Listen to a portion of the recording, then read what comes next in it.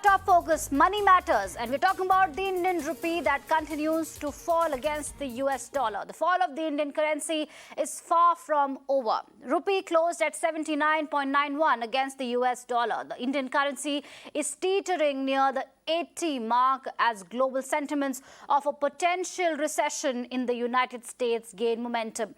Meanwhile, the war in Europe and rising inflation also continue to hurt the Indian currency. All right, for more on this, I'm joined by my colleague Avni, who will explain us the nuances of what this rupee fall means to you. Avni, thank you for joining us. For the benefit of our viewers, could you help us understand A, the causes of this continuous rupee slide, and B, the direct impact of the downfall of Indian currency on the people?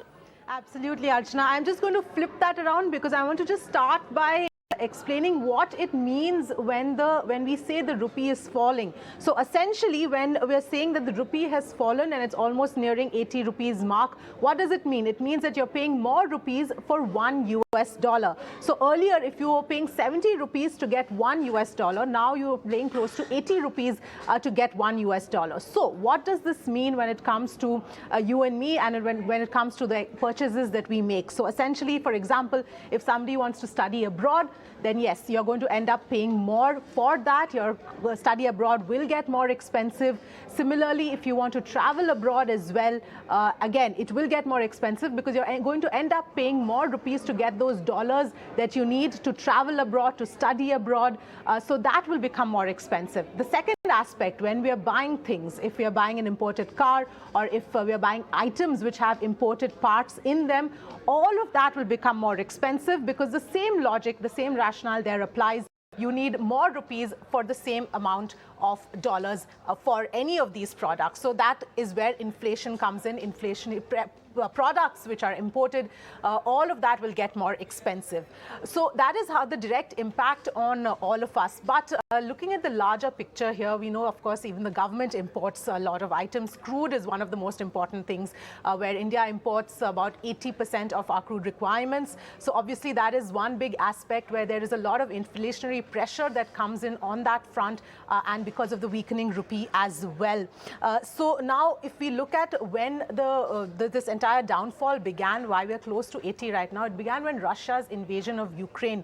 That is when it happened. And since then, the rupee has hit new lows about 27 times. The war led to a spike in commodity prices that is directly impacting us as well. Other factors also high inflation in the US. That led to the US Federal Reserve hiking their rates. So happens then is that the dollar becomes stronger. Now, once the dollar becomes stronger, obviously the rupee also has a direct impact. It begins weakening, and also fund flows, foreign flows, investors from India take money out here and would rather put their money in the US where the dollar is stronger. So that has been the other ripple effect and the other cause of all of this that we've been seeing. So at this point in time, Reserve Bank of India has stepped in and is trying to, do what it can to stem the losses, but that's not really having as much of an effect as one would have hoped for. For example, the RBI is trying to make the rupee more acceptable for trade by letting settlements happen in the Indian currency instead of the US dollar.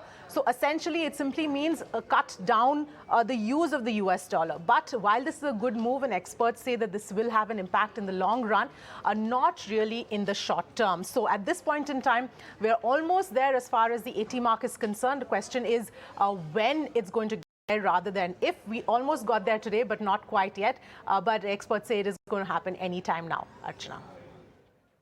Right. Thank you so much, Avni, for explaining that to us. We'll have to wait and watch what happens on Monday when the markets open again. Thank you, Avni, for joining us.